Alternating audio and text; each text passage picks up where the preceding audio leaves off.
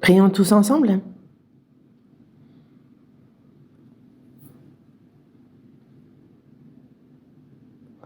Dieu notre Père, toi qui nous aimes, toi qui es saint et miséricordieux. Dieu, nous étions éloignés de toi et agissions dans le péché. Nos mauvaises œuvres nous rendaient inimitiés contre toi. Mais tu as eu pitié de nous.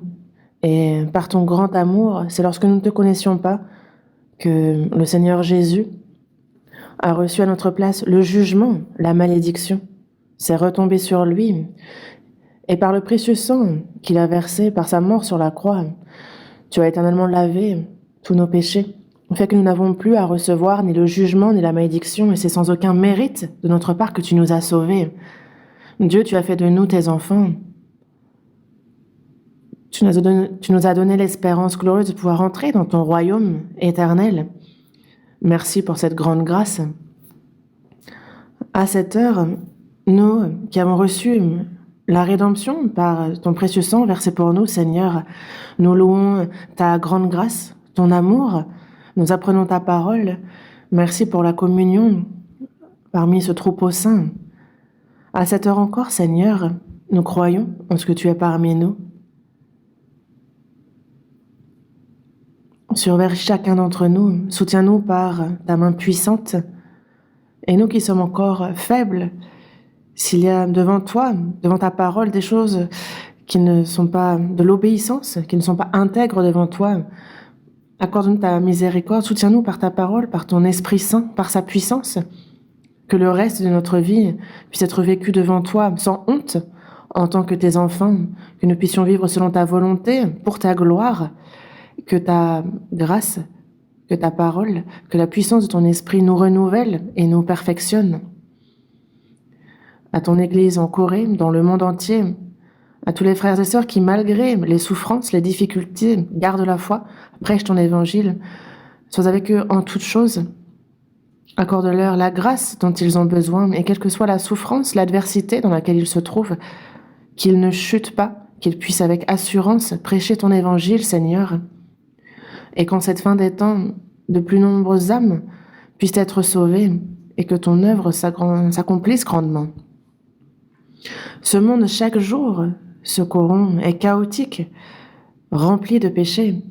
Et nous ne pouvons, avec notre propre force, nous qui sommes faibles, vaincre ce monde. Mais c'est selon ta volonté que nous voulons vivre, mais nous le pouvons sans ton aide, que ta puissance puisse nous soutenir, que nous soyons sans honte devant ta parole. Soutiens-nous par ta parole, par ta sagesse, par ton esprit.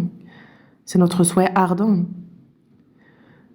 En ton temps, tu nous accordes la parole, la grâce dont nous avons besoin, et ton esprit nous aide par sa puissance. Nous souhaitons qu'à cette heure encore, tu manifestes ta parole, ta volonté sainte, comment il nous convient d'agir. Enseigne-le nous. Nous avons prié au nom de notre Seigneur Jésus. Amen. Cherchons ensemble dans la Bible, première épître aux Corinthiens, chapitre 1.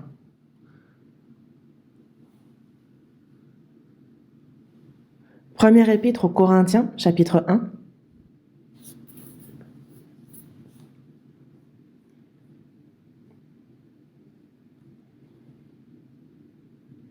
Première épître aux Corinthiens, chapitre 1, versets 8 et 9. Première épître aux Corinthiens, chapitre 1, versets 8 et 9.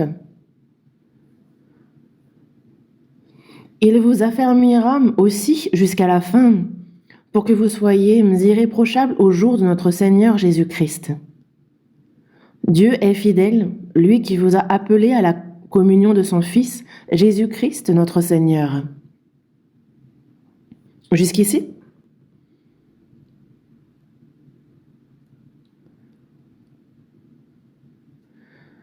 Le dimanche matin, c'est sous le titre « Vivre dans le Seigneur » que nous continuons à apprendre la parole, la Bible. Dans Jean, chapitre 15, verset 3, il est dit « Déjà vous êtes purs à cause de la parole que je vous ai annoncée. Demeurez en moi et je demeurerai en vous. » Le Seigneur a reçu le jugement, la malédiction que nous devions recevoir. Il est mort à notre place en versant son sang pour que nos péchés soient éternellement lavés, purifiés. Et nous avons compris l'évangile de cette grâce et notre âme a été purifiée, sanctifiée. Déjà, vous êtes purs à cause de la parole que je vous ai annoncée. Nous avons écouté la parole de Dieu, cet évangile, et nous avons reçu le salut pour l'éternité. Déjà, vous êtes purs. Donc, demeurez en moi et je demeurerai en vous. Le Seigneur s'adresse ici à ceux qui ont reçu le salut. Le premier ordre qu'il leur donne est de demeurer en lui. Demeurez en moi et je demeurerai en vous. Quand on parle de demeurer, on parle d'union. Je suis dans le Seigneur et le Seigneur est en moi. Nous sommes unis. Un homme et une femme se marient et tous les deux deviennent un. Il y a donc cette union. Nous qui avons reçu le salut, il y a le Seigneur. Nous avons une même vie et nous sommes parfaitement, complètement un désormais. Et c'est pour cela que durant le reste de notre vie, cette vie consiste à demeurer dans le Seigneur. Nous sommes unis à lui. Il y a la vie du Seigneur dans laquelle nous vivons. Il nous dirige.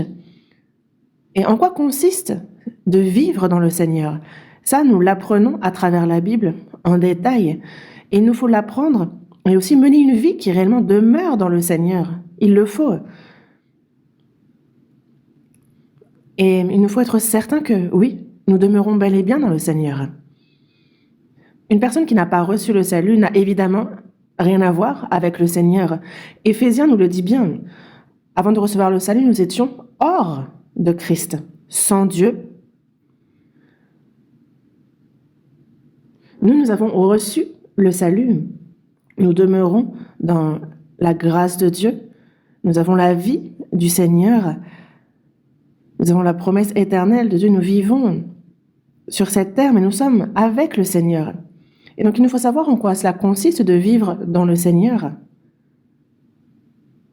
Il faut que nous menions une vie qui réellement, dans tous les aspects, sont dans le Seigneur. Il faut qu'on soit certain que c'est ainsi que nous menons notre vie actuellement. Je vous le dis parfois, mais la foi n'est pas une théorie. La Bible ne nous a pas été donnée pour que nous amassions les connaissances, la science. Ce n'est pas pour que nous écoutions. Juste, non, elle nous a été donnée pour qu'on l'écoute, qu'on la pratique, qu'on y croit.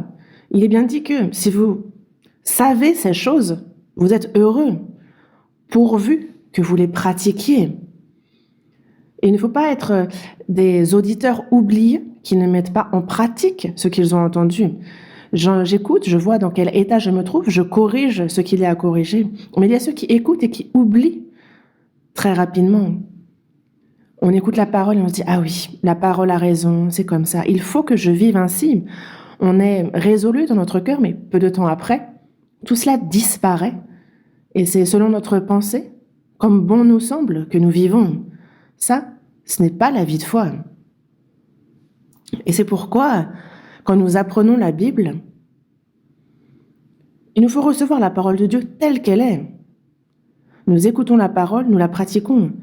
Parce que si on sait ces choses, on est heureux, mais il nous faut les pratiquer, sinon on se trompe soi-même. Il ne faut pas être des auditeurs oublieux, mais pratiquer ce que nous écoutons. Parce qu'on est heureux alors, si nous pratiquons ce que nous savons. Et la parole, quand nous y obéissons,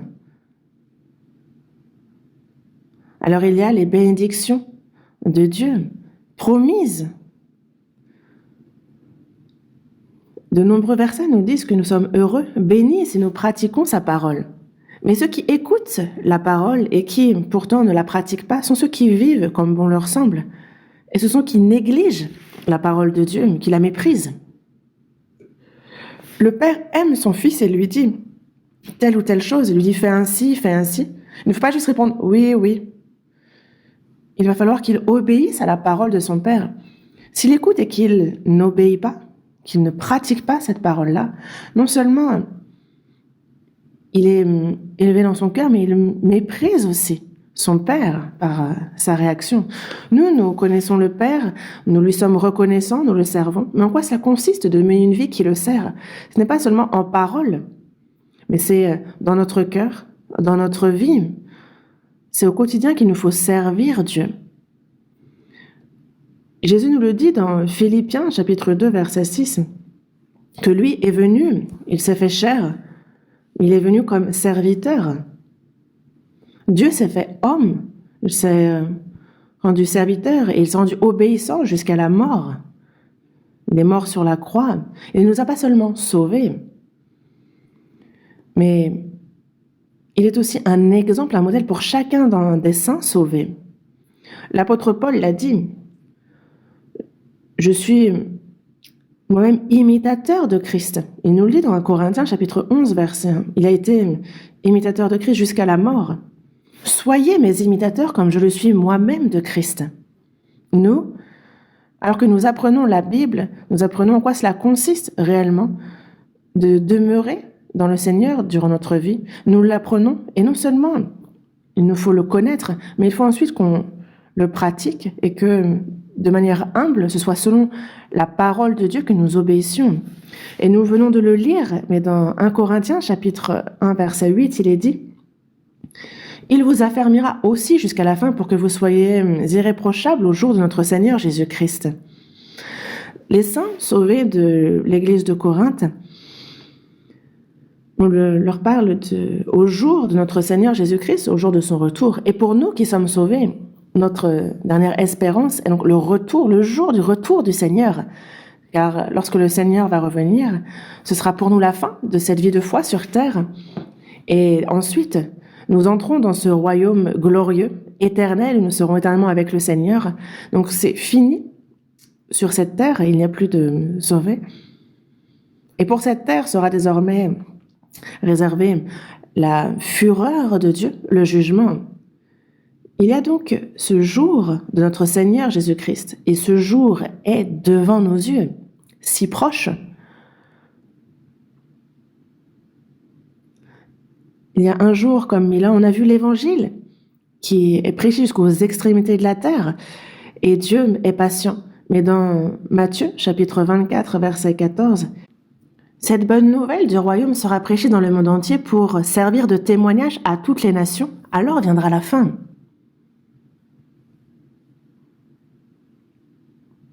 La Bible est traduite en plus de 3600 langues dans ce monde, et toutes les langues possibles. La Bible traduite, que ce soit, et c'est transmis, c'est prêché, et personne ne peut se trouver d'excuses en disant « moi, je n'ai pas reçu l'Évangile, je n'ai pas pu écouter ». Non. Cette bonne nouvelle du royaume sera prêchée dans le monde entier, jusqu'aux extrémités de la terre. Et c'est ce qui arrive en ce moment même. Dans Galates, chapitre 1, verset 8, on voit que l'évangile est prêché à Jérusalem, en Judée, en Samarie, jusqu'aux extrémités de la terre. Oui, nous sommes à l'extrémité de la terre. La Corée est au bout, mais l'évangile a commencé à être prêché à Jérusalem. Il a été jusqu'à Rome, en Europe, aux États-Unis, et est arrivé un peu plus tard vers nous. Mais en tout cas, l'évangile a été prêché jusqu'aux extrémités de la terre. Et nous vivons en cette fin des temps où se dire que nous avons reçu le salut en comprenant la grâce de Dieu, c'est c'est une bénédiction surprenante.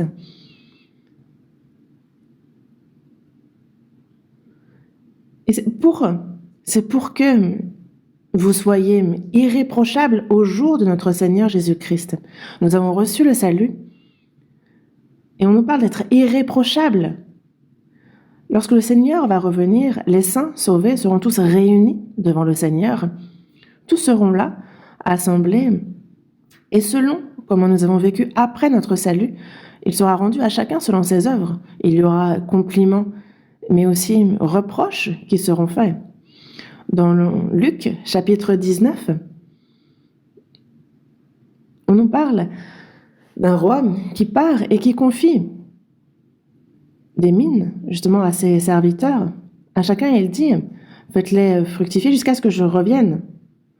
Dans Matthieu, chapitre 25, on parle de talents qu'il faut faire fructifier jusqu'à ce qu'ils rentrent. Et les serviteurs,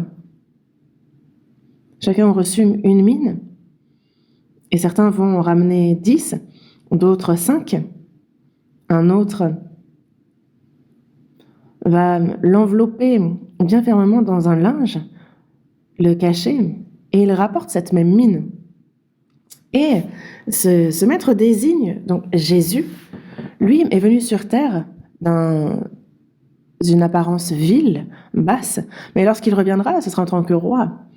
Notre Seigneur, venu dans ce monde et méprisé, réapparaîtra dans sa gloire. Oui, il réapparaîtra dans sa gloire. Et lui reviendra pour la malédiction, le jugement.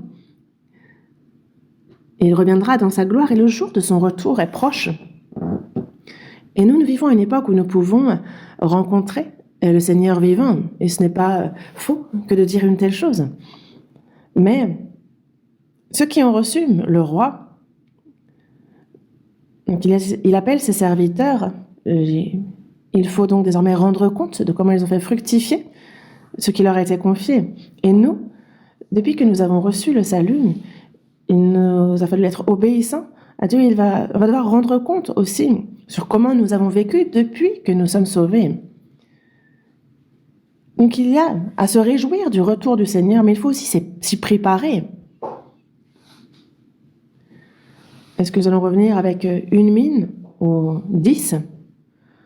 Est-ce qu'il nous sera dit « Bon et fidèle serviteur, tu as bien fait, et tu auras 10 villes, tu auras autorité ?» Se peut que cela arrive au millénium, mais c'est certainement pour nous parler de l'ampleur des récompenses que certains recevront, pour qu'on comprenne la différence. Et celui qui a reçu une mine et qui en a rapporté 5, il dit « Très bien, tu as bien fait, tu auras 5 villes. » Et celui qui n'avait qu'une seule mine et qui n'en a ramené qu'une seule, dit « Voici, je t'ai rapporté, Seigneur, ce que tu m'as confié. Je l'avais enveloppé, je ne l'ai pas perdu, mais je te l'ai ramené tel quel. » Il a bien fait en soi. Mais il lui a été dit « Serviteur méchant et paresseux », c'est le reproche qu'il a reçu.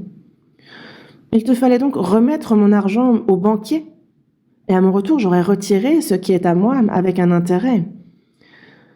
Ça peut paraître une bonne chose qu'il l'ait enveloppé, qu'il l'ait gardé tel quel, mais il lui a été dit « Serviteur méchant et paresseux ». C'est mauvais que d'être paresseux. Dans Jérémie, chapitre 48, verset 10, on voit « Maudit soit celui qui fait avec négligence l'œuvre de l'Éternel ». Ce sont des versets terrifiants. Nous qui avons reçu le salut, nous sommes ouvriers, nous travaillons pour Dieu.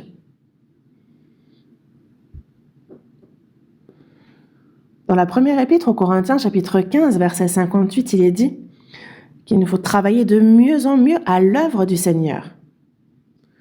Travailler de mieux en mieux. On obéit pour l'œuvre du Seigneur, mais il nous faut obéir, travailler de mieux en mieux, sachant que notre travail ne sera pas vain dans le Seigneur. Nous vivons selon la parole du Seigneur, nous vivons pour le Seigneur, et ça, ce n'est pas vain, jamais. Il y aura une gloire éternelle en récompense, et c'est pour cela qu'on nous parle justement que nous soyons irréprochables au jour de notre Seigneur Jésus-Christ. Il faudrait que l'on soit justement complimenté et non pas que l'on nous fasse des reproches. Il faut qu'on nous dise « Bon et fidèle serviteur, entre dans la joie de ton maître. C'est bien, bon et fidèle serviteur, tu as été fidèle en peu de choses, je te confierai beaucoup. Entre dans la joie de ton maître. » Il ne faudrait pas qu'on entende « serviteur méchant et paresseux », parce qu'il nous affermira jusqu'à la fin pour que nous soyons irréprochables. Et il faut donc que jusqu'au dernier jour, jusqu'au jour de notre mort, en fait, hier, on m'a téléphoné Et c'est un diacre qui était autrefois ici, à l'église centrale, et qui sert maintenant dans une autre église.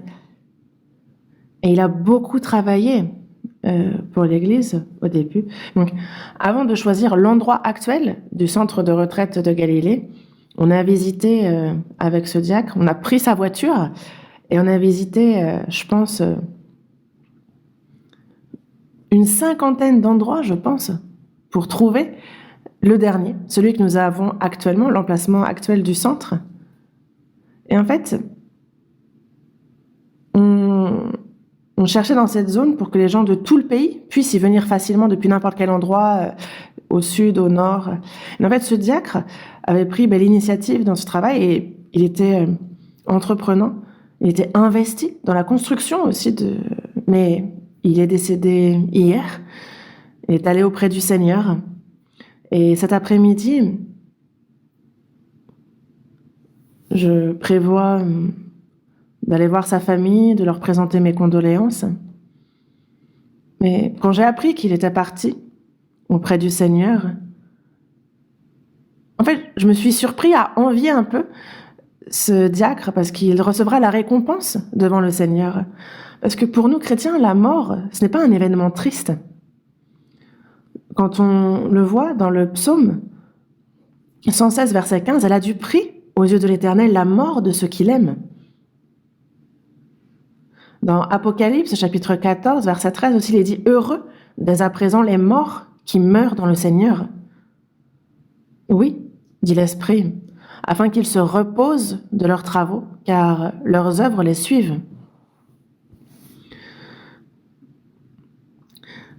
Parce que oui, ils se reposent de leurs travaux et leurs œuvres les suivent. Et ce jour revient pour chacun d'entre nous, n'est-ce pas?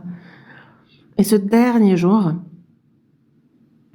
c'est comme un athlète aux Jeux Olympiques qui donne tout jusqu'à la fin, quand c'est la ligne d'arrivée. Et nous aussi, disons-nous que nous sommes dans ce monde, le dernier relais. On laisse tout derrière et on court en direction du Seigneur. Il nous faut courir pour la récompense, et c'est ce que nous a dit l'apôtre Paul. Il vous affermira aussi jusqu'à la fin pour que vous soyez irréprochables. Non pas seulement que nous soyons irréprochables, mais que nous soyons également complimentés. Il nous affermira aussi jusqu'à la fin, parce que le Seigneur nous a sauvés, mais ce n'est pas tout. Il est aussi celui qui nous affermit jusqu'à la fin. C'est comme des parents qui mettent au monde un enfant. Ils l'élèvent pour qu'il soit en bonne santé, ils l'enseignent, et que ce soit charnellement, personnellement, ils l'éduquent pour qu'il soit quelqu'un de remarquable, pour qu'ils ne soient pas honteux de leur enfant devant les autres, afin qu'ils puissent fièrement dire « mon fils, ma fille ».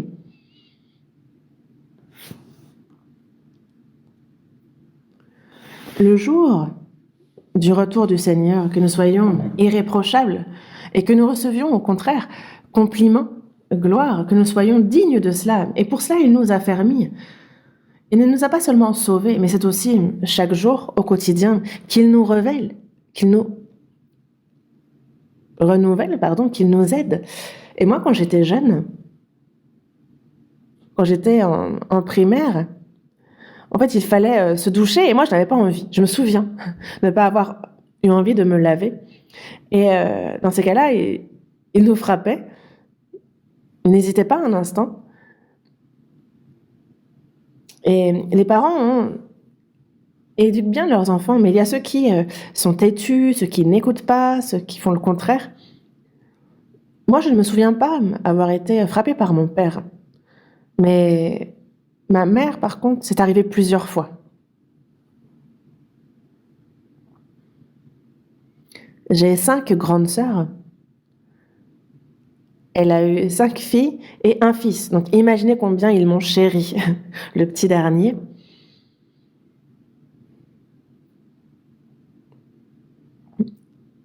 Et on m'a même dit que mes sœurs me portaient sur leur dos.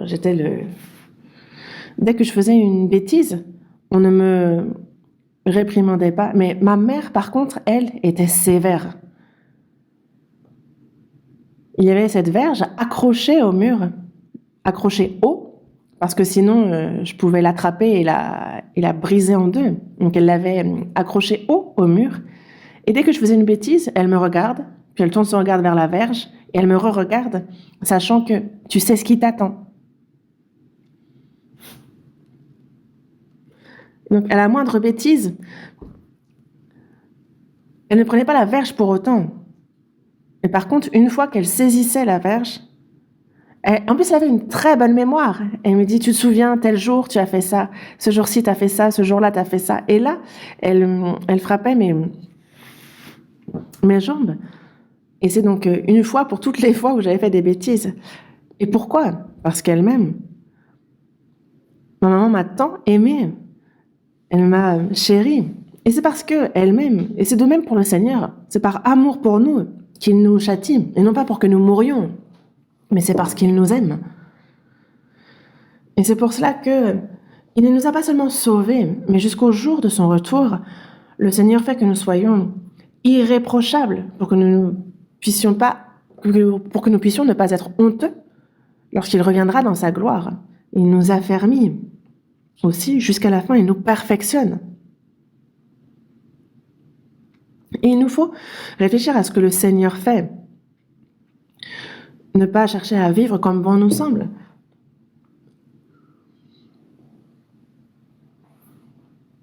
Et il y a ces enfants qui n'écoutent pas leurs parents.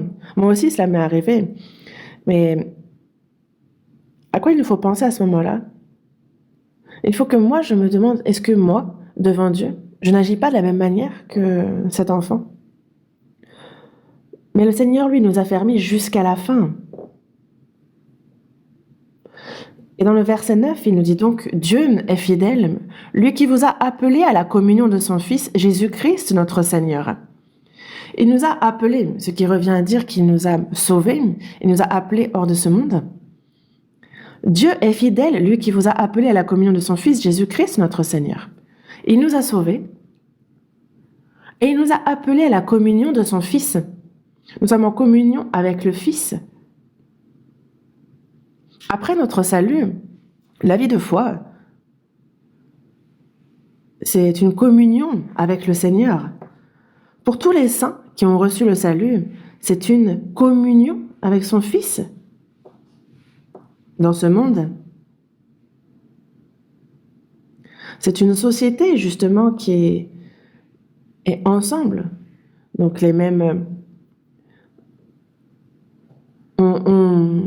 On prend soin les uns des autres. Par exemple, si on est la même nation, si on est à l'étranger et qu'on fait face à une injustice, en fait, entre gens d'un même pays, on va s'entraider. On a aussi les collègues. Dans une entreprise, il y a les collègues de travail. Quand on va à l'école, il y a nos camarades.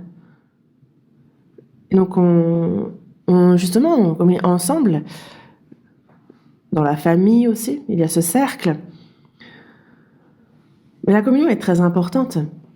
Les animaux aussi, les poissons entre eux. Il y a toutes sortes d'espèces de poissons, n'est-ce pas? On a des baleines qui sont gigantesques, on va avoir des tout petits poissons, mais il y a des poissons aussi qui, selon leurs espèces, sont entre eux. Les lions avec les lions, et aussi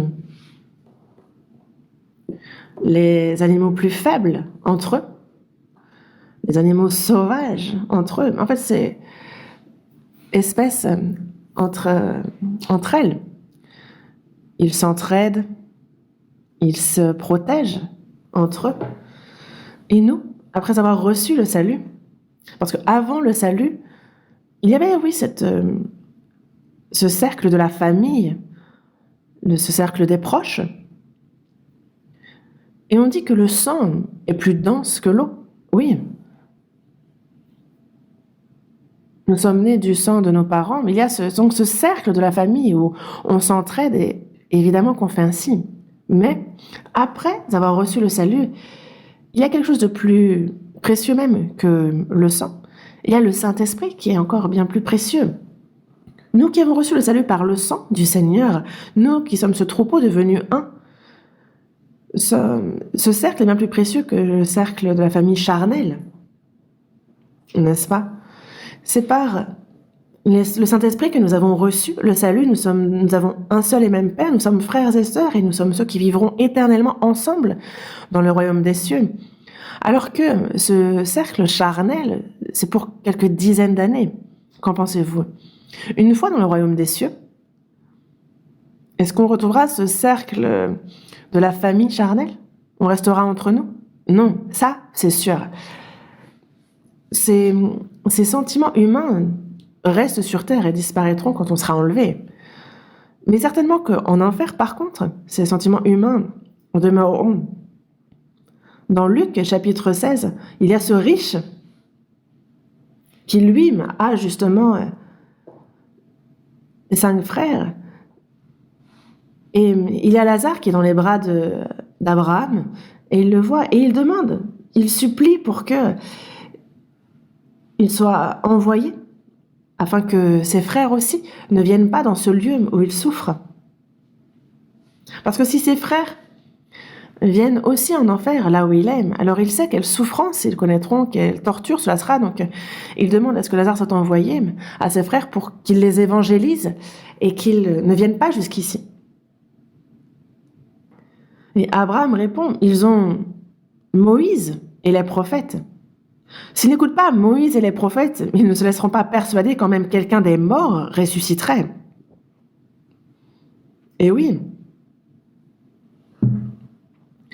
même si un mort ressuscite, leur disant que « Ah, je suis allé au ciel, dans le royaume des cieux, c'est superbe, recevez le salut et allons-y ensemble », il n'est pas nécessaire de dire une telle chose. Pas besoin. Il y a Moïse et les prophètes dans la Bible qui déjà, eux, ont compris d'abord la grâce de Dieu. Ils évangélisent, ils sont morts, ils en parlent. Donc il n'y a pas besoin qu'un mort ressuscite pour aller en parler. Et quand on voit quelqu'un en enfer demander à ce que quelqu'un soit envoyé à ses frères pour les évangéliser et qu'ils ne viennent pas ici, et en fait, ça nous fait comprendre que oui, mais ces sentiments humains, ces liens, ces cercles demeureront en enfer. Lorsqu'on va au royaume des cieux, par contre, ces proximités charnelles que nous avions ne seront plus, nous serons un dans le Saint-Esprit. Il y aura ce troupeau, nous serons tous là, sauvés. Et nous nous connaîtrons tous parfaitement. Pourquoi? Parce que l'apôtre Paul l'a dit au sein de Corinthe, au sein de Thessalonique. Il a dit justement, nous serons mutuellement notre joie. Nous sommes votre gloire, de même que vous serez aussi la nôtre au jour de notre Seigneur. Et donc, on se connaîtra. Il nous dit dans Luc, chapitre 16 aussi, « Faites-vous des amis avec les richesses injustes pour qu'ils vous reçoivent dans les tabernacles éternels quand elles viendront à vous manquer. » Des amis avec les richesses de ce monde. Donc, on fait en sorte que ces âmes soient sauvées avec les moyens que nous avons. Et donc, on s'en fait des amis. Et le jour où tout ça disparaîtra, elles nous recevront dans les tabernacles, là, dans le royaume des cieux. Et donc, on se reconnaîtra. On reconnaîtra les frères, les sœurs. On accueillera avec joie, enchantés, les frères et sœurs, parce qu'on les connaîtra. Et par exemple, nous, il y a la mission à l'étranger. On se rend souvent à Hawaï, aux États-Unis, à Hong Kong, là où il y a des frères et sœurs à l'étranger. Et parfois, quand on s'y rend, on arrive à l'aéroport et il y a les frères et sœurs, nombreux, à nous attendre à l'aéroport. Et alors, ils nous mettent un collier de fleurs au cou. Ils sont enchantés, ils nous souhaitent la bienvenue. Et enfin, je suis désolée, mais moi, j'apprécie cet accueil. Mais vous arrivez dans un lieu que, pour la première fois, personne n'est là pour vous accueillir, personne n'est là pour vous souhaiter la bienvenue. Imaginez la solitude. Mais le Seigneur nous accueillera dans le royaume des cieux. Mais nous, durant notre vie sur cette terre, nous avons la communion entre frères et sœurs sauvés. Mais nous nous accueillerons aussi les uns les autres dans les cieux. Et il en sera ainsi. J'espère que quand tout disparaîtra sur cette terre, nous, ceux que nous avons connus, ceux qui ont reçu le salut, les frères et sœurs à qui nous avons commis, nous nous accueillerons les uns les autres. On se recevra dans les tabernacles éternels. Et c'est pour ça que pour nous qui sommes sauvés, il y a donc cette communion entre saints. Que la personne soit pauvre, riche, belle, laide, que dans ce monde, elle ait une bonne position ou non, sans se préoccuper de cela, pour la simple et bonne raison que la personne a reçu le salut, nous nous aimons et nous sommes en communion. Les frères et sœurs vont plusieurs fois par an en Afrique pour la mission. Il y a environ 34 pays dans lesquels l'évangile est entré en Afrique et les églises sont nombreuses.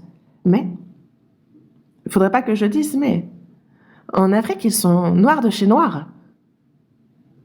Et pourtant, c'est superbe parce que nous voyons l'homme intérieur. Quel que soit le visage, quelle que soit la couleur de peau, le salut dépasse toute cette apparence, toutes ces choses charnelles. Et c'est d'ailleurs la raison pour laquelle on s'y rend. On prend les pasteurs d'Afrique dans les bras et nous savons combien chacun est précieux. Nous communions et cela surpasse toutes les limites que la chair, que l'apparence, que le physique peut laisser dans ce monde. Il y a cette communion avec son Fils, Jésus-Christ, notre Seigneur. Cette communion avec le Seigneur, c'est une communion de son Fils, fellowship, la communion. Et c'est vraiment très important. La vie de foi, c'est ça, c'est une vie de communion. Ce n'est pas parce que j'ai reçu le salut que une personne qui n'arrive pas à être en communion avec les chrétiens, avec les frères et sœurs, avec les saints, là, il faut se poser une question. Est-ce que la personne je ne sais pas, a-t-elle vraiment reçu le salut? C'est comme lorsqu'un enfant naît dans une famille, il a son père, sa mère, sa grande sœur, ses grands frères, les tantes, les oncles, et ils s'entraident, ils discutent les uns avec les autres. C'est différent avec les autres personnes. Et nous, quand on reçoit le salut, il y a le sang de Jésus qui est bien plus précieux que le sang qui coule dans nos veines. Mais sous prétexte qu'il y a de petits problèmes, on boude, on se dispute avec les frères et sœurs, on déteste les uns les autres. Non. Voyons dans la première épître de Jean, chapitre 1.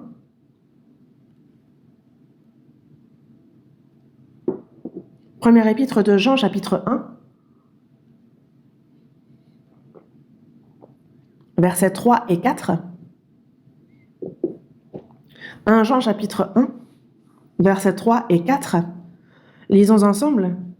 Ce que nous avons vu et entendu, nous vous l'annonçons à vous aussi, afin que vous aussi vous soyez en communion avec nous. Or, notre communion est avec le Père et avec son Fils Jésus-Christ. Et nous écrivons ces choses afin que notre joie soit parfaite.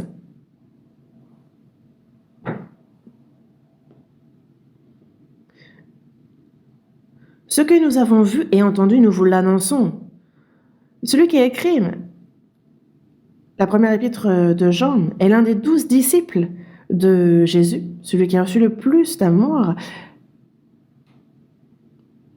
Lorsque Jésus mourut sur la croix, il était au pied de la croix avec Marie, sa mère, et lorsque Jésus rendit l'esprit, il a pris chez lui Marie, la mère de Jésus. Pendant longtemps, il a été prédicateur à l'église d'Éphèse. Évidemment que plus tard, il est exilé à Patmos et il écrit là Apocalypse. L'apôtre Jean a écrit l'Évangile selon Jean, la première, seconde, troisième épître de Jean, Apocalypse. Donc, 5 livres. L'Évangile selon Jean, 1, 2, 3, Jean, Apocalypse. L'Évangile selon Jean,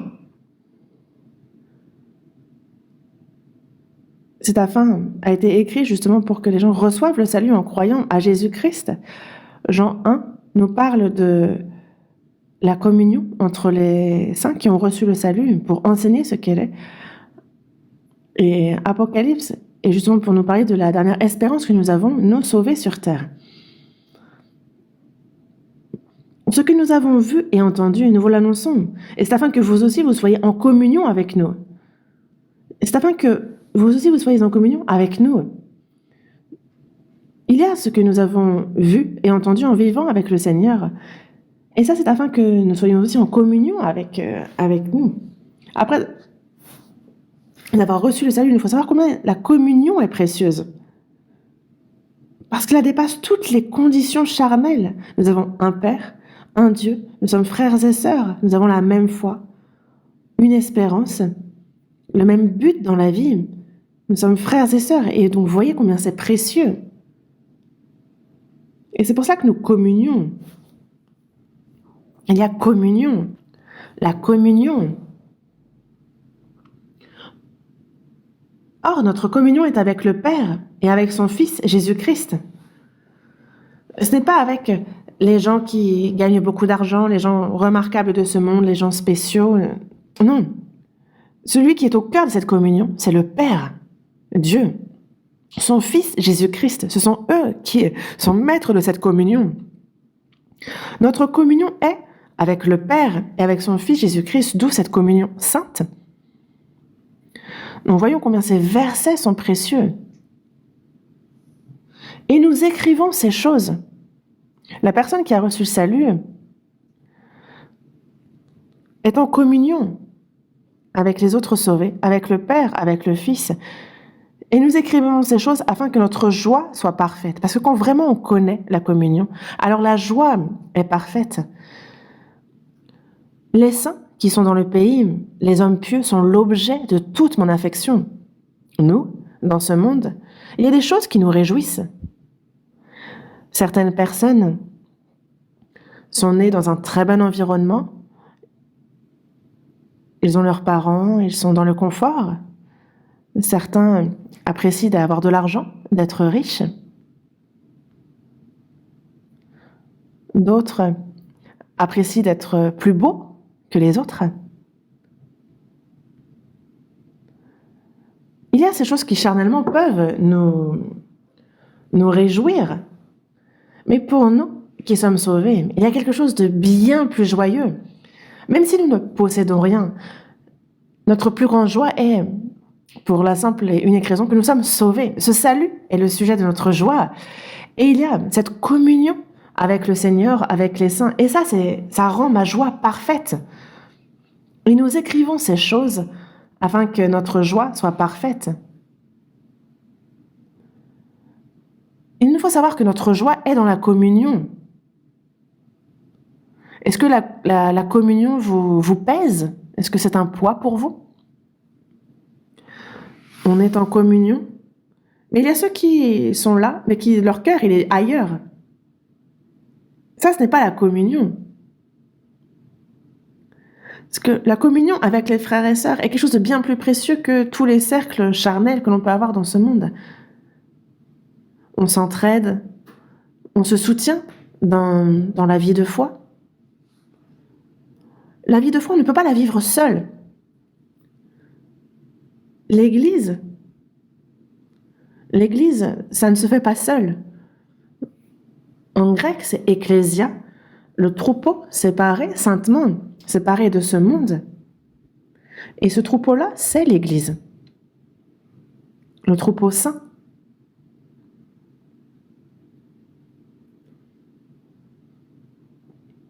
Et donc, il y a cette communion. Cette communion, c'est notre vie de foi.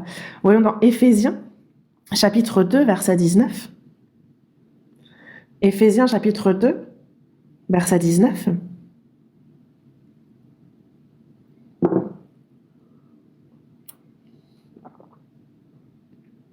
Lisons ensemble.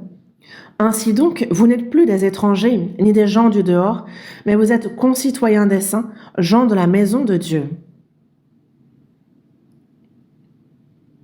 Ainsi donc, vous n'êtes plus, vous, les saints sauvés, parce qu'il y a ici l'apôtre Paul qui s'adresse aux saints d'Éphèse et qui s'adresse ici donc à nous. Vous n'êtes plus des étrangers.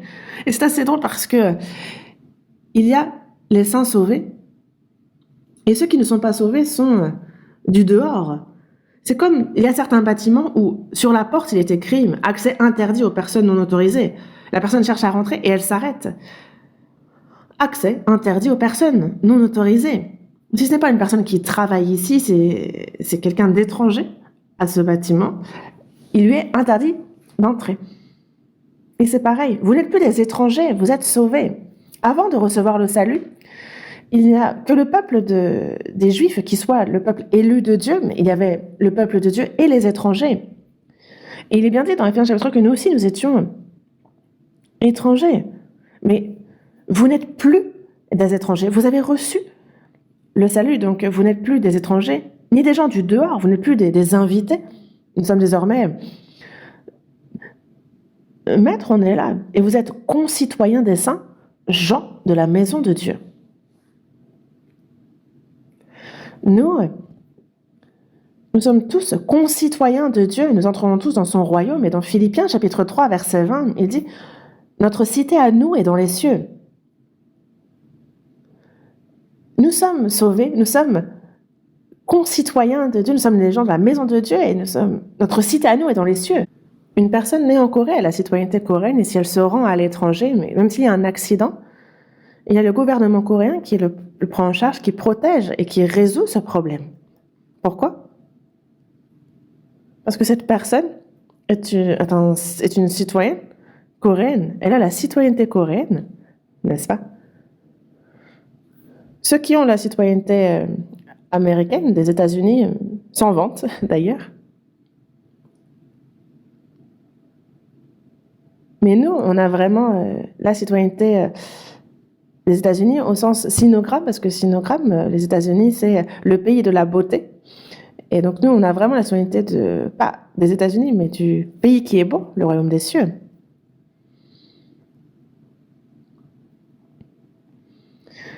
Et pour nous, le beau pays, c'est vraiment le royaume des cieux.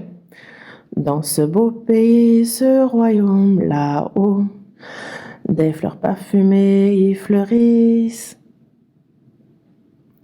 L'eau de la vie y coule comme un fleuve. L'arbre de vie porte des fruits chaque mois. Dans ce beau royaume des cieux, ce royaume là-haut, nous sommes concitoyens des saints, gens de la maison de Dieu. Nous avons notre cité à nous et dans les cieux. Oui, nous sommes donc concitoyens des saints. Parce que nous, notre citoyenneté sur terre va bientôt s'arrêter. Mais par contre, notre citoyenneté céleste, elle est pour l'éternité. Nous sommes gens de la maison de Dieu. Nous sommes sa famille. Après avoir reçu le salut, on a la même foi, la même espérance, le même but dans la vie. L'espérance d'entrer dans le royaume des cieux avec Dieu. Nous avons la même espérance. Mais nous sommes gens de la maison de Dieu. Et c'est très précieux. Nous sommes un. C'est parce qu'il y a un petit problème. Donc ne vous haïssez pas les uns les autres. Ne vous disputez pas. Ne vous battez pas. Je ne sais pas d'où vient cet accent, mais en tout cas, ne le faites pas. Ne le faites pas.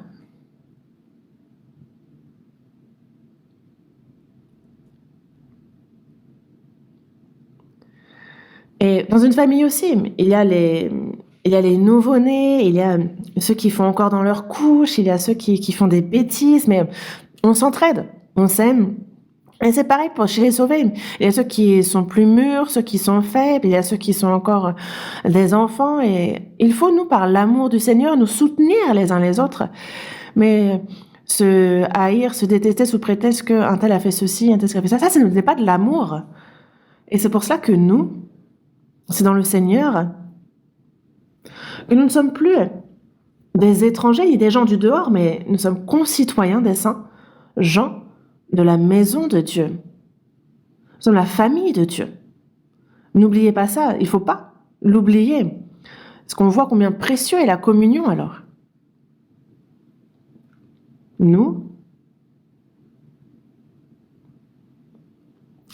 Comme dans Éphésiens chapitre 4, verset 3, il faut nous efforcer de conserver l'unité de l'esprit par le lien de la paix.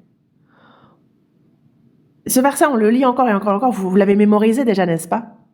Vous efforçons de conserver l'unité de l'esprit par le lien de la paix.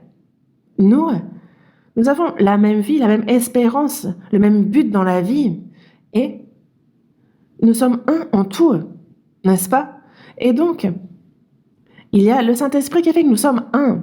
Il ne nous a pas dit de devenir un, mais nous, il nous faut conserver l'unité de l'esprit. Il faut s'efforcer de conserver l'unité de l'esprit. Pourquoi nous avoir demandé ça? Le diable ne peut nous prendre notre salut. Dans Jean chapitre 10, verset 28, il est dit « Je leur donne la vie éternelle et elles ne périront jamais et personne ne les ravira de ma main. » Une personne sauvée une fois ne perd pas son salut. Elle peut avoir des châtiments si elle fait des erreurs, mais elle ne connaîtra pas la perdition. Donc, ce n'est pas pour autant qu'on pêche comme on veut. Il ne faut pas penser ainsi. Mais nul ne les ravira de ma main. Une personne sauvée est dans la main du Seigneur. Et il ne va pas nous laisser aller parce qu'il nous a rachetés au prix de son sang. C'est par le sang que le Seigneur a versé. C'est un grand prix qu'il nous a rachetés. Nous sommes dans sa main. Et le diable ne peut nous ravir de sa main. Mon Père qui me les a donnés est plus grand que tous et personne ne peut les ravir de la main de mon Père. Nous sommes dans la main du Seigneur Jésus. Nous sommes dans la main de Dieu. C'est une double sécurité, une double protection. Par exemple, à la Banque de Corée, il y a peut-être des coffres souterrains et des trésors contenus à l'intérieur. Mais si on s'infiltre et que on dévalise la banque, je ne sais pas quelle valeur il y a dans les fonds de la Banque de Corée, mais on ne fait pas ça au salut d'une personne sauvée. On ne peut lui ravir. Nul, personne ne peut les ravir de la main de mon Père. Personne. Et c'est pour cela que notre âme ne peut être prise par le diable. On a une garantie de sécurité. Certains disent que si on ne fait pas attention, on peut perdre le salut et aller en enfer. Non. Mais ça ne veut pas dire qu'une personne sauvée, vu qu'elle ne va pas en enfer, peut vivre comme elle veut et pécher autant qu'elle veut. Non. Si c'est ainsi que la personne pense, il faut qu'elle examine son salut. Mais une personne qui est véritablement née de nouveau ne connaît pas la perdition. Son âme ne peut lui être retirée. Et que fait le diable? Il peut faire de cette personne une personne inutile. Il peut faire de cette personne une personne complètement inutile devant Dieu. Cette personne peut faire de grandes choses dans ce monde, être complimentée par les gens de ce monde, mais aux yeux de Dieu, Dieu peut faire en sorte que cette personne soit complètement inutile. Comment faire qu'une personne soit inutile? Il suffit que cette personne quitte la communion. Vous savez combien la communion est précieuse? Nous vivons notre vie de foi et il y a la communion.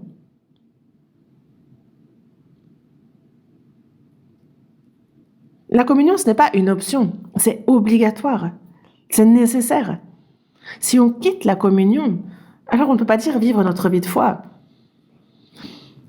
En ayant quitté la communion, et on pourrait dire « Ah, mais je vis en étant bon, je fais telle ou telle bonne œuvre, je fais ça et ce sont de grandes œuvres. » Non, ça n'a rien à voir avec Dieu.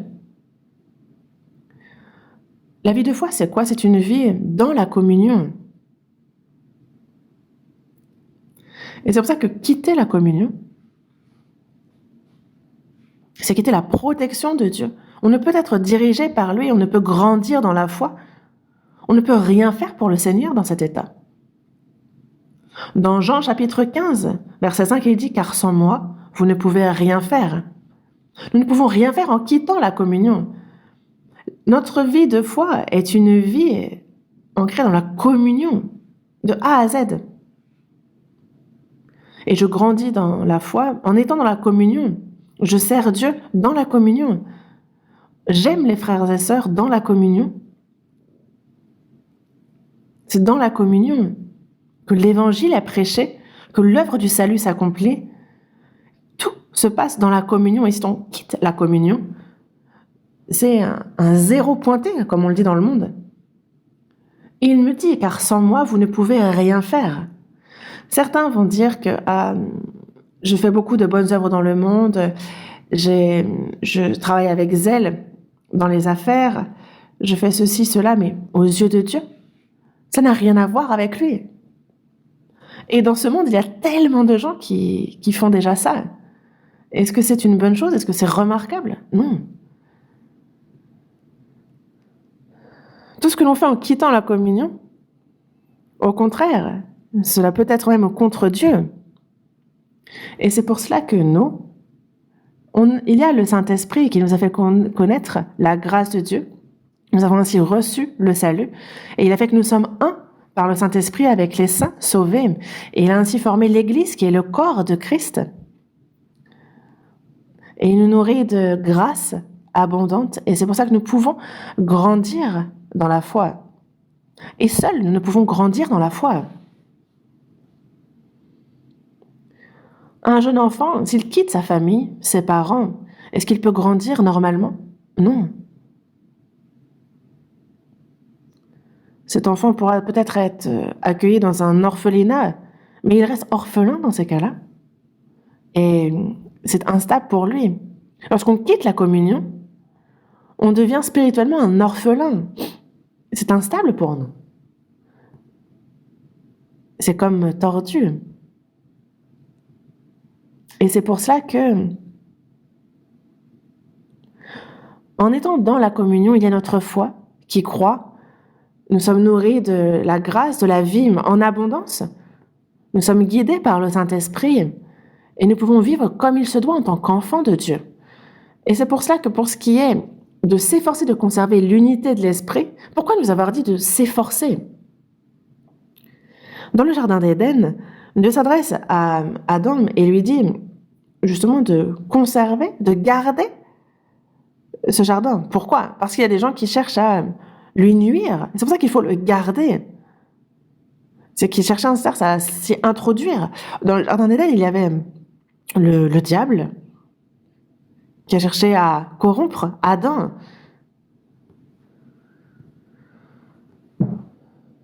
Et il a vraiment cherché. Il attendait là la moindre occasion pour pouvoir faire d'Adam qu'il désobéisse. Et il a désobéi à la parole. Il a été chassé du Jardin d'Éden. Et c'est là que commence une histoire misérable. Pourquoi nous dire de nous efforcer de conserver l'unité de l'esprit? C'est parce qu'il y a le diable qui s'oppose. Et c'est pour ça qu'il nous dit de nous efforcer de conserver l'unité de l'esprit, de garder l'Église. Et c'est pour ça que le Saint-Esprit, il fait en sorte que nous sommes un dans la parole de vérité par l'amour du Seigneur. Voyons dans Philippiens chapitre 2. Philippiens chapitre 2, du verset 1 au verset 4, je lis: « Si donc il y a quelque consolation en Christ, s'il y a quelque soulagement dans la charité, s'il y a quelque union d'esprit, s'il y a quelque compassion et quelque miséricorde, rendez ma joie parfaite, ayant un même sentiment, un même amour, une même âme, une même pensée. Ne faites rien par esprit de parti ou par vaine gloire, mais que l'humilité vous fasse regarder les autres comme étant au-dessus de vous-même. Que chacun de vous, au lieu de considérer ses propres intérêts, considère aussi ceux des autres. » Ici, il y a l'église de Philippe qui est une église exemplaire. Dans Actes chapitre 16, on voit l'apôtre Paul qui évangélise à Philippe. Il est attrapé, on lui ôte ses vêtements, il est frappé de nombreuses fois, il est emprisonné, il a failli mourir. Lorsque Paul et Silas sont emprisonnés, il y a Dieu qui envoie un ange qui ouvre les portes de la prison et qui les en fait sortir. Mais il y a le geôlier de cette prison qui, lui et sa famille, reçoit le salut. Et c'est de là que l'église de Philippe qui a commencé avec la famille de Lydie, la marchande de pourpre. Elle s'agrandit et donc l'église de Philippe est de toute sa vie. L'apôtre Paul dans sa mission, parce que lorsque l'épître aux Philippiens est écrite, il y a l'apôtre Paul qui est à Rome, emprisonné. C'est lorsqu'il est donc, emprisonné que l'église de Philippe continue pourtant d'aider. L'apôtre Paul, il envoie Épaphrodite qui fait des allers-retours et qui l'aide matériellement parlant, qui lui fait connaître également les nouvelles de l'église de Philippe, des saints. Si donc il y a quelques consolations en Christ, il y a quelques soulagements dans la charité, s'il y a quelques unions d'esprit, s'il y a quelques compassions et quelques miséricordes, il dit « Rendez ma joie parfaite en ayant un même sentiment, un même cœur ». L'apôtre Paul s'adresse au sein de Philippe et il dit avoir été consolé parce qu'il y a charité, union d'esprit, il y a compassion, miséricorde, mais il dit surtout avoir un même sentiment, un même cœur, un même amour. Une même âme, une même volonté, donc un même but dans la vie, d'avoir le même but dans la vie. Une même âme, une même pensée. Et ne faites rien par esprit de parti ou par vaine gloire. Pourquoi est-ce qu'il dit cela? C'est que il y a deux sœurs zélées à l'église de Philippe, mais elles se disputent. Parce qu'elles sont trop zélées peut-être. Et dans Philippiens chapitre 4, on nous en parle. Il dit, ne faites rien par esprit de parti ou par vaine gloire. En fait, c'est assez étrange qu'au sein de l'Église, on sert ensemble Dieu, on s'aime les uns les autres, on vit pour l'Évangile, il ne devrait pas y avoir de problème. Mais c'est assez surprenant de voir que, si, il y a des disputes.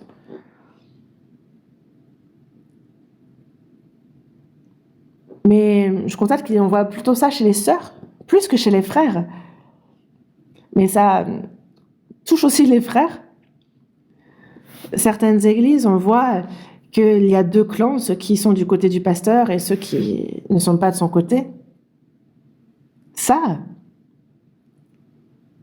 évidemment que la responsabilité revient au pasteur, mais il ne faut pas qu'il y ait division ainsi. Est-ce que Dieu est venu diviser? Non, c'est qu'il y en a. Il y a ceux qui ont des problèmes, il y en a qui sont dans la difficulté, il y en a qui sont faibles. Il faut les soutenir, il ne faut pas les critiquer, les détester. On ne peut pas se diviser. Est-ce que la communion est possible? Est-ce que l'évangélisation est possible dans ces cas-là? Pour ceux qui sont plus faibles, s'ils voient ça, est-ce que vous pensez qu'ils peuvent grandir dans la foi? Dans une famille, si le papa et la maman ne cessent chaque jour de se disputer, que vont apprendre les enfants? Il ne faut pas qu'il en soit ainsi.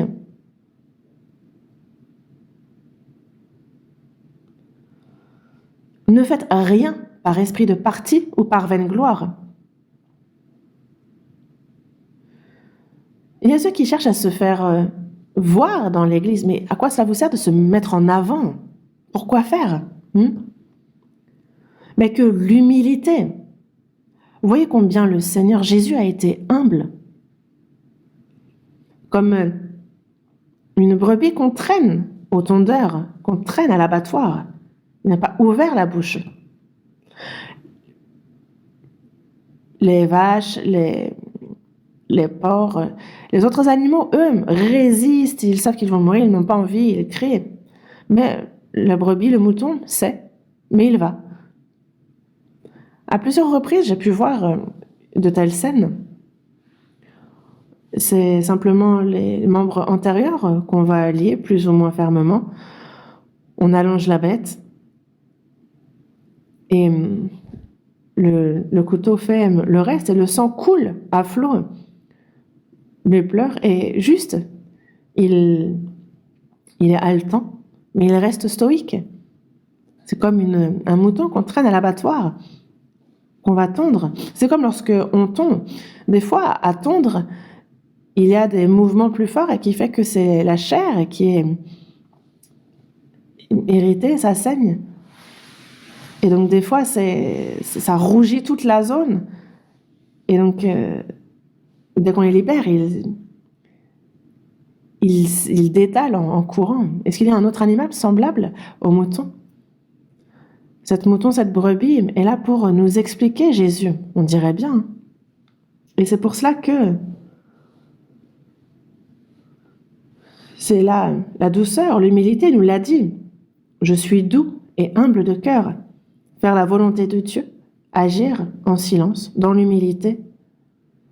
Que je sois dans la souffrance, dans la difficulté, pensez que c'est là la position, là où m'a placé le Seigneur. Et surtout que chacun de vous regarde les autres comme étant au-dessus de vous-même.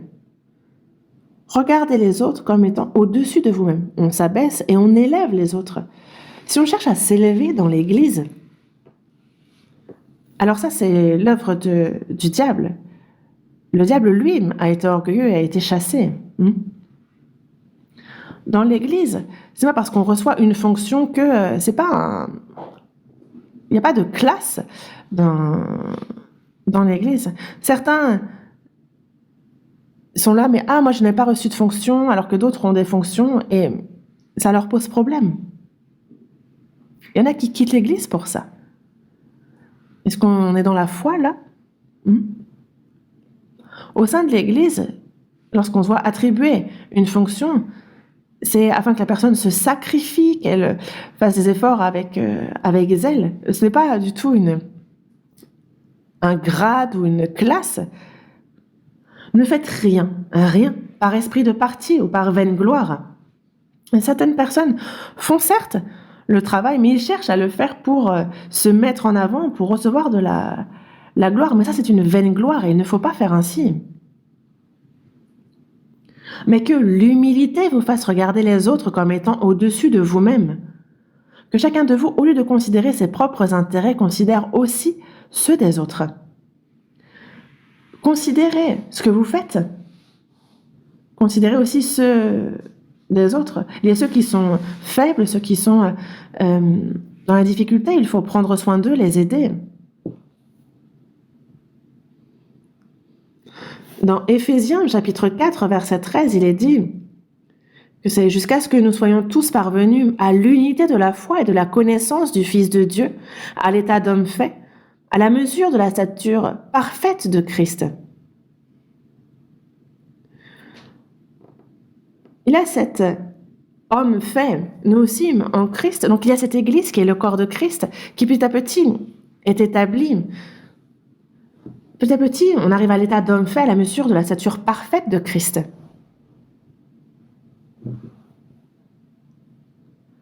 Et ainsi, l'Église, c'est l'Église qui grandit, qui atteint la perfection.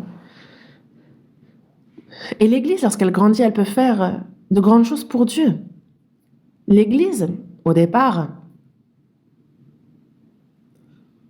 c'était il y a 43 ans. Là où j'étais, en fait, l'Église a eu des problèmes et j'en suis sortie. Je me suis séparée de ces personnes-là, là où j'étais. Et en 83, début de 83, on a commencé de nouveau, nous, de notre côté, à Pangpédong. Mais ce n'était pas seulement ceux de Séoul, mais en fait, d'autres églises ont commencé aussi hors Séoul.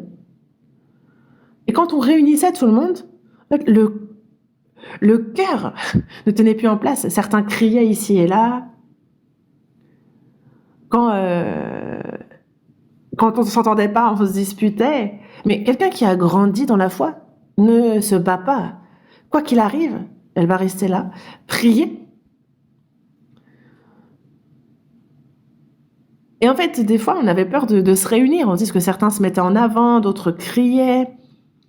Et maintenant, en fait, quand on réunit tous les responsables, on a l'Assemblée générale. Par exemple, rien que quand on réunit les responsables de Séoul, on est 400, 500 en fait. On est nombreux. On fait ça une fois par mois, mais en fait, c'est calme. Il n'y a aucun problème. Quand on dit on va faire ça, on a l'approbation de tous. Et ce n'est pas seulement pour Séoul, mais c'est aussi pour toutes les églises en Corée. Et ça montre bien la croissance. Il n'y a pas de dispute. Lorsqu'on dit faisons ainsi pour le Seigneur, tout le monde est là, oui, faisons-le. c'est de manière inconditionnelle. Et on a aussi dans plus de 80 pays dans le monde entier, la majorité sont pauvres, ce sont des pays pauvres.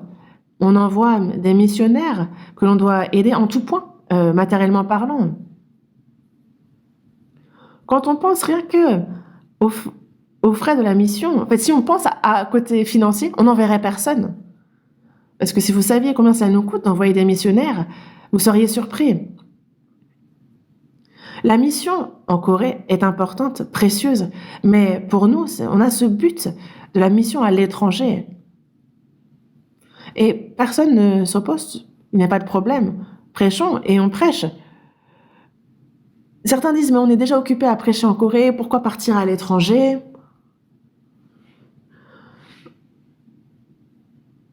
Agrandir le centre de la retraite, ça coûte tellement cher. Est-ce qu'on a vraiment besoin de dépenser autant d'argent pour ça? Ces personnes-là sont même parties. Mais chaque année, on a la retraite de printemps, d'été, d'automne, d'hiver. Et la retraite d'été, c'est 7 séminaires à la suite qui réunissent plus de 10 000 personnes à chaque fois. L'année prochaine, on devra même avoir 8 séminaires à la suite parce qu'on est nombreux à se réunir. On a la retraite d'automne, d'hiver. Et on continue sans cesse d'utiliser ce centre de retraite. Il y a aussi la retraite des professeurs pour l'école de l'Église, la retraite des pasteurs et prédicateurs. Et on utilise précieusement ce centre de la retraite. Et là, les travaux qui ont été lancés sont monumentaux. On construit de nouveaux logements pour pouvoir accueillir tout le monde. Et je demandais plusieurs fois, mais combien ça nous coûte la construction des nouveaux bâtiments? Et on m'a dit, mais ça coûte environ plus de 35,7 millions d'euros. Et si on réfléchit à l'argent, on ne le ferait pas. Mais en fait, nous savons combien ce lieu de la retraite est précieux. Et c'est pour ça que personne ne dit rien.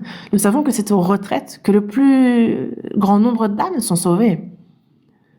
Nous grandissons dans la foi. Et alors, ceux qui prêchent la parole prêchent, disent ceci, cela. Ceux qui ont... il y a cet ordre dans l'Église, et quand quelqu'un dit « faisons ceci », il n'y a pas de « no », c'est toujours « yes ». C'est calme.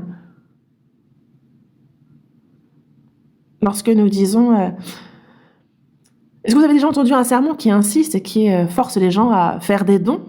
Non. En début d'année, nous parlons justement des nouvelles résolutions pour la dîme, pour la participation à la mission à l'étranger. Mais après, durant un an, on ne prêche pas sur les dons. Pas parce que ce n'est pas nécessaire, mais parce que chacun le fait déjà. On ne va pas insister. Chacun le fait de son côté. Lorsque l'on grandit dans la foi, on n'est plus là à dire fais ceci, fais cela. Chacun sait ce qu'il a à faire et il se donne corps et âme pour le faire, pour le Seigneur. Chacun est zélé. Et c'est bien ici la preuve que l'Église a grandi dans la foi. Il y a plus de 82 pays dans lesquels nous prêchons à l'étranger et le nombre ne cesse d'augmenter, mais on est à plus de 200 églises. Mais j'ai beau chercher, je ne vois pas de congrégation qui prêche aussi activement l'évangile, même à l'étranger. Et je considère vraiment que Dieu nous a confié cette dernière mission de prédication de l'évangile en cette fin des temps. C'est notre responsabilité, c'est important. Et nous faisons tout, nous faisons notre maximum pour cette mission.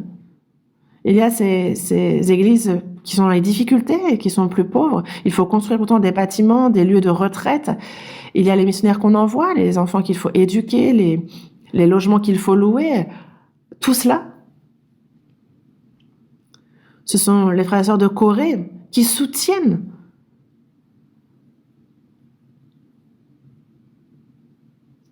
Et ça ne pose de problème pour personne, parce que c'est tellement évident que c'est ce qu'il faut que nous fassions. Et c'est pour cela que lorsqu'on s'efforce de conserver l'unité de l'esprit, alors il y a chaque jour notre foi qui grandit et Dieu est glorifié. Et nous vivons donc pour la gloire de Dieu. Et c'est la puissance de Dieu qui agit en nous et de nombreuses âmes sont sauvées et l'œuvre du salut s'accomplit. Et c'est ce qui se passe, n'est-ce pas? Hmm. Rien qu'à l'église centrale,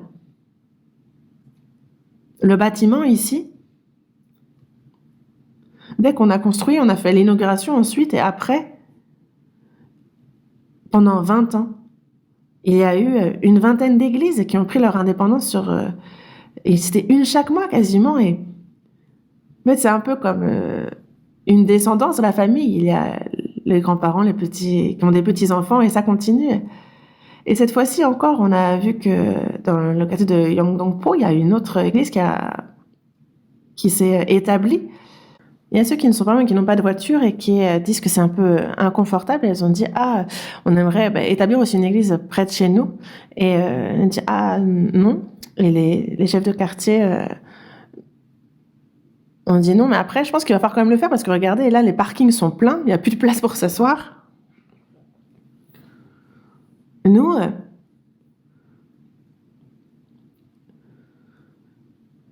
quand nous sommes un dans la connaissance de Dieu, dans la foi, nous grandissons. Et lorsque nous grandissons dans la foi, alors Dieu agit à travers nous. Nous avons cette certitude dans notre vie. Voyons dans Jean chapitre 17. Jean chapitre 17.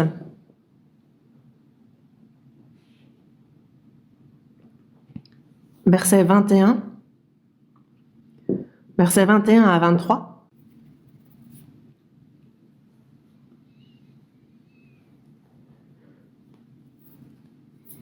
Du verset 21 au verset 23, je lis. Afin que tout soit un, comme toi, Père, tu es en moi, et comme je suis en toi, afin qu'eux aussi soient un en nous, pour que le monde croie que tu m'as envoyé. Je leur ai donné la gloire que tu m'as donnée, afin qu'ils soient un comme nous sommes un.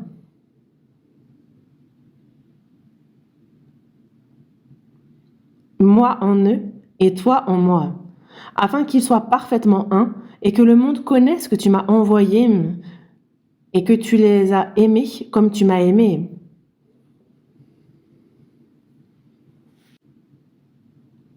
Ici, Jésus, juste avant de mourir sur la croix, la veille, il y a une longue prière et elle est ici détaillée.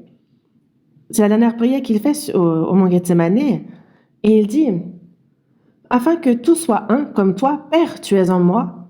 Non pas seulement ses disciples, mais il prie ici pour tous les saints qui recevront le salut.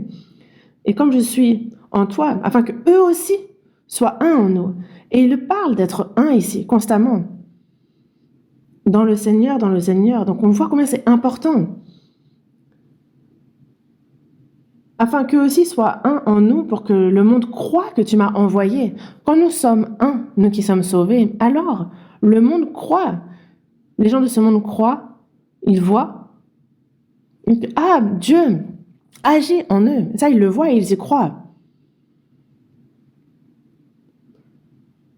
Afin qu'ils croient, que le monde croit que tu m'as envoyé.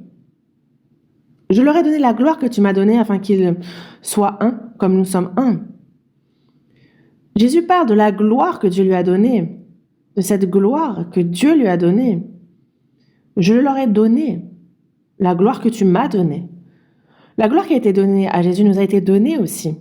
Dans Romains chapitre 8, versets 17 et 18, il est dit que, or, si nous sommes enfants, nous sommes aussi héritiers, héritiers de Dieu et co-héritiers de Christ. Nous, on reçoit l'héritage éternel de Dieu. On est co-héritiers de Christ. Si toutefois, nous souffrons avec lui afin d'être glorifiés avec lui. Ce n'est pas seulement l'héritage du royaume des cieux qui est éternel, mais nous sommes aussi co-héritiers de Christ. Et cette gloire-là, les anges ne la recevront pas. Les anges ne sont pas fils, ils ne peuvent recevoir, ils sont épouses de Christ. Et donc cette gloire-là, elle est en Christ. Et nous,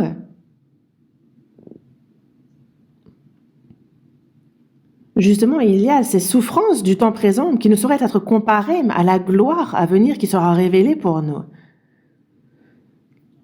Nous, justement, nous prêchons cet évangile du Seigneur et en même temps, il y a cette gloire qui a été donnée à Jésus par le Père et qui nous est donnée à nous. Et c'est afin qu'ils soient un, comme nous sommes un, parce que nous avons la même vie, la même espérance, nous connaîtrons la même gloire, nous sommes un. Afin qu'ils soient un comme nous sommes un. Moi en eux et toi en moi. Afin qu'ils soient parfaitement un. On parle ici de l'Église qui est établie. Et que le monde connaisse que tu m'as envoyé et que tu les as aimés comme tu m'as aimé. Afin qu'ils soient donc parfaitement un et que le monde connaisse que tu m'as envoyé, que le Père a envoyé Jésus et que tu les as aimés comme tu m'as aimé. On parle ici de la prédication de l'Évangile au monde. L'amour, la grâce, la parole, le Saint-Esprit de Dieu. Lorsque nous sommes un en cela, le Seigneur agit en nous et le monde voit cela et il croit donc à la grâce de Dieu. Et il faut donc nous efforcer de conserver l'unité de l'esprit. C'est donc un verset très précieux. Et c'est dans cela que la communion, donc nous sommes un dans la communion. Il y a à la télévision ma série préférée. Vous la connaissez, n'est-ce pas?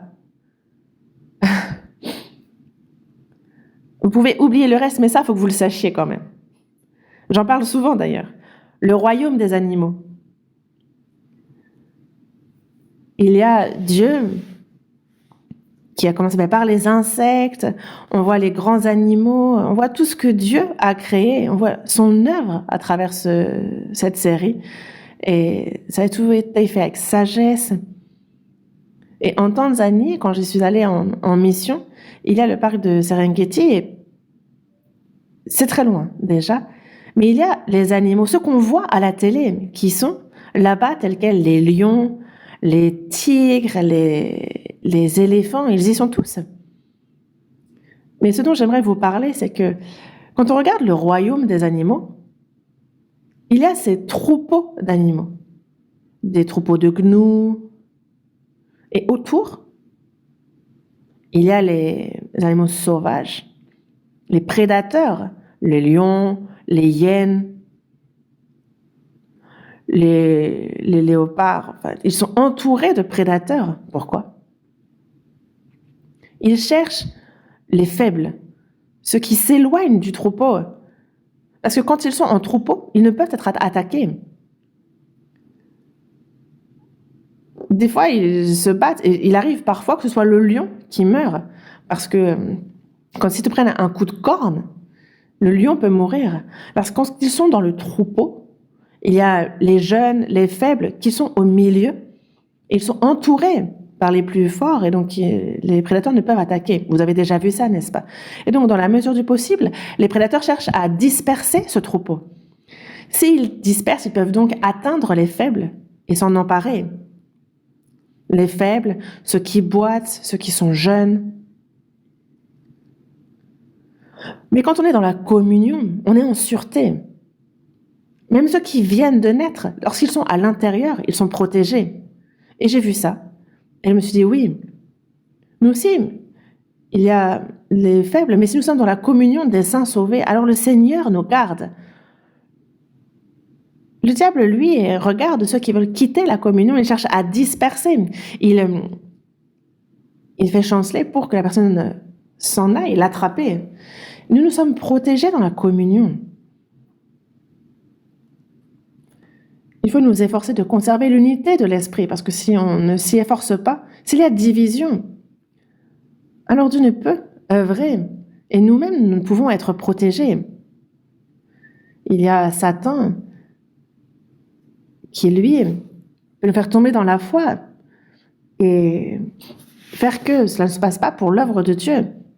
Et c'est pour ça que l'unité de conserver cette unité de la foi, s'y efforcer, est vraiment très important. En insistant là-dessus, je n'ai pas pu vous parler de tout ce dont je voulais vous parler, mais ce sera pour la prochaine fois. Mais en quoi consiste de vivre dans le Seigneur? Ça, il faut qu'on le sache, qu'on en soit sûr. Et nous allons continuer à apprendre sur comment conserver cette unité de l'esprit. Prions. Dieu notre Père, toi qui es miséricordieux, Dieu, en cette fin des temps que tu as fixée, tu nous as d'abord sauvés, tu nous as séparés saintement. Le Seigneur agit en nous. Tu gardes notre foi, tu nous protèges. Et chaque jour, tu permets à notre foi de croître, de grandir. Seigneur, tu agis parmi nous et tu sauves de nombreuses âmes. Merci pour ton œuvre du salut. Les frères et sœurs qui ont reçu le salut, c'est par ta parole, par ton amour, par la puissance du Seigneur que nous sommes un. Tu as établi ton Église, ton corps, Seigneur, et ton évangile est prêché, et tu fais que l'œuvre du salut s'accomplisse et que de nombreuses âmes soient ajoutées à ton Église. Et s'il y a parmi nous des personnes faibles qui sont dans la difficulté, que tous soient protégés, guide-les et qu'aucun ne chancelle. Nous nous en remettons à ta main miséricordieuse et puissante. Nous avons prié au nom du Seigneur Jésus. Amen.